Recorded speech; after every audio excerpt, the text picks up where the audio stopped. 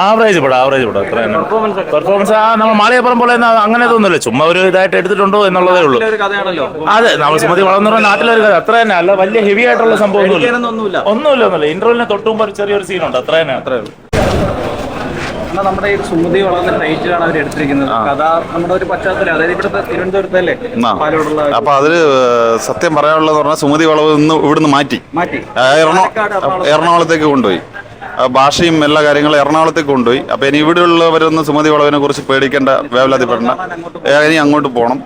അവിടെയുള്ള സംഭവങ്ങളാണ് ഇതാകുന്നത്. അതാണ് ഈ സിനിമ കൊണ്ടുള്ള ഏറ്റവും വലിയ ഗുണം. അപ്പൊ സുമതി വളവ് ഇവിടുന്ന് നമ്മുടെ ആര്യങ്കാവ് മൈലമൂടുന്ന് മാറ്റിയിട്ടുണ്ട്. തീർച്ചയായിട്ടും, പ്രത്യേകിച്ച് ആ പേര്, കാരണം നമ്മളൊരു തിരുവനന്തപുരത്തുകാരനായതുകൊണ്ട്, കാരണം അത് നമ്മളോടൊക്കെ ചെയ്തിരിക്കുന്ന അതിനോടൊരു സ്ഥലം. ഈ തിരുവനന്തപുരം വന്ന് പോയി കഴിഞ്ഞാൽ പലരും ചോദിക്കും സുമതി വളവിനെ കുറിച്ച്, നമ്മളെ അടുത്തൊക്കെ ചോദിച്ച ആൾക്കാരുണ്ട്.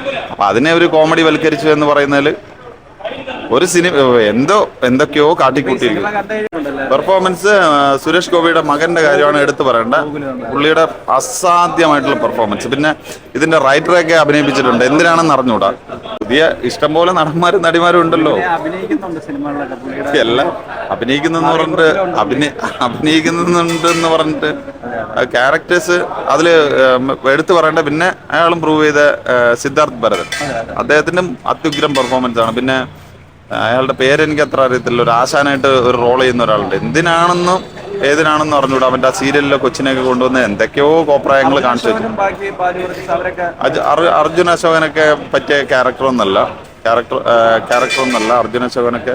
ഈവൻ അർജുൻ അശോകനേക്കാളും സൈജു കുറുപ്പ് അതിൽ ലീഡ് റോൾ ചെയ്തിരുന്നെങ്കിൽ ഇതിനേക്കാളും ഒരു പ്രേക്ഷകൻ എന്നുള്ള രീതിയിൽ ഇതായി പോയതിന് എന്ന് തോന്നുന്നു. നന്നായിരുന്നു, കുറച്ചുകൂടെ ഇതായിട്ട് എടുത്തിരിക്കും. പക്ഷെ ബോറൊന്നുമില്ല, നന്നായിരിക്കണേ, കാണാൻ കൊള്ളാം. നന്നായിരുന്നു പടം. തമാശൊക്കെ ഇടയ്ക്കിടയ്ക്ക് നല്ല ഇതായിരുന്നു. പടിപ്പെടുത്തല്ല, അങ്ങനെയില്ല, പക്ഷെ കൊള്ളാം പടം, കാണാൻ നന്നായിരിക്കണം, ബോറൊന്നുമില്ല. കോമഡീസ് ഉള്ളായിരുന്നു. പിന്നെ ഹൊറർ വിഷ്വൽസ് നൈസായിരുന്നു. മേക്കിംഗ് നൈസായിരുന്നു. നല്ല സോങ്സും കുഴപ്പമില്ലായിരുന്നു, അത്യാവശ്യം നൈസായിരുന്നു. രോമാഞ്ചം വൈബല്ല, പക്ഷെ ഒരു വൈബ് ഉണ്ട്. പക്ഷെ ഒരു ഫാമിലി ടൈപ്പ് അങ്ങനെയില്ല, എല്ലാവരും കൊള്ളായിരുന്നു. സുമതി വളവായിട്ട് പോയിട്ടില്ല, പക്ഷെ കേട്ടിട്ടുണ്ട്. അതിന് ആ ഒരു റിലേറ്റ് ചെയ്ത് കാണാൻ പറ്റുന്ന ഒരു സിനിമയാണ്. നമ്മൾ വലിയ ലോജിക്കൊന്നും നോക്കണ്ട, അല്ലാതെ കാണാം. ചെറിയൊരു ഫീലൊക്കെ കൊടുക്കാൻ പറ്റിയിട്ടുണ്ട്, എന്നാലും കൊള്ളാം. പിന്നെ ഒരു ലാസ്റ്റ് ഒരു വൈൻഡ് അപ്പ് ചെയ്യുന്നതിനൊക്കെ ഒരു ക്ലിയർ ആയിട്ട് ചെയ്തിട്ടുണ്ട്. മേക്കിംഗ് കുഴപ്പമില്ല, എന്തായാലും ഒരു തുറക്കാനുള്ള ഒരു രീതിയിൽ എന്നാലും കാണാൻ കൊള്ളാം.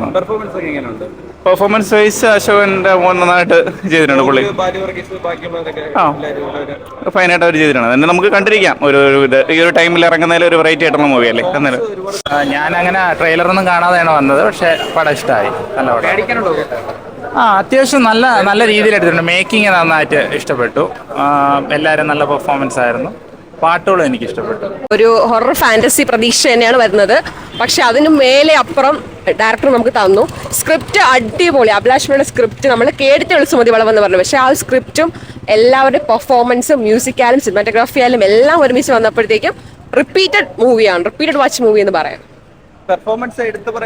എനിക്ക് എല്ലാവരും ഗോകുല് അടിപൊളി. കാര്യം പണ്ടത്തെ സുരേഷ് ഗോപി അങ്ങനെ എടുത്തു വെച്ചിട്ടുണ്ട് ഗോകുലിനെ. പിന്നെ ക്ലൈമാക്സ് എൻഡ് വരുമ്പോഴത്തേക്കും അർജുൻ അശോകന്റെ പെർഫോമൻസും എല്ലാവരുടെയും അതായത് ഒരാളെ പോലും നമുക്ക് എടുത്തു പറയാനില്ല. എല്ലാവരും അടിപൊളിയായിരുന്നു. ഒന്നിനൊന്നും മെച്ചമായിട്ടാണ് എല്ലാവരും പെർഫോം ചെയ്തേക്കുന്നത്. അർജുൻ അശോകന്റെ പെർഫോമൻസ് കൊള്ളായിരുന്നു. പിന്നെ നമ്മൾ പ്രേതം ആ ഒരു രീതിയിൽ പോകേണ്ടതില്ല. വൺ ടൈം വാച്ചബിളാണ് സിനിമ. ഫാന്റസി അല്ല, ഫാമിലി ആയിട്ടാണ്, ഫാമിലി ത്രില്ലിംഗ് ആയിട്ടാണ്. സോങ്സ് ഒരുപാട് സോങ്സ് ആവശ്യമില്ലാതെ ഒരുപാട് സോങ്സ് കേട്ടിട്ടുണ്ട്. അങ്ങനെ തോന്നിയിട്ടുണ്ട്. അത്രയും സോങ്സിന്റെ ആവശ്യമില്ലായിരുന്നു. മെയിനായിട്ട് മേക്കിംഗ് തന്നെയാണ്. സ്റ്റോറി കുറച്ച് ഡിഫറെൻ്റ് ആയിട്ടുണ്ട്. അതിൽ പ്രേതമുണ്ടോ ഇല്ലയെന്ന് ഇപ്പോഴും കാണുന്ന പ്രേക്ഷകർക്ക് മനസ്സിലാവില്ല. അത് റിയലിസ്റ്റിക് ആണോ അതോ പറഞ്ഞു കേട്ട് ഉള്ളതാണോ എന്ന് മനസ്സിലാക്കാത്ത രീതിയിൽ അത് സിനിമ ക്ലോസ് ചെയ്തിട്ടുണ്ട്. അത് തന്നെയാണ് മെയിനായിട്ട് പറയാനുള്ളത്. ഇല്ല അങ്ങനെ അതായിട്ട് ഫസ്റ്റ് ഹാഫ് അടിപൊളിയാണ്, സെക്കൻഡ് ഹാഫ് കുറച്ച് എന്തോ പോലെ ഒരു പെർഫോമൻസ് കൊള്ളാം.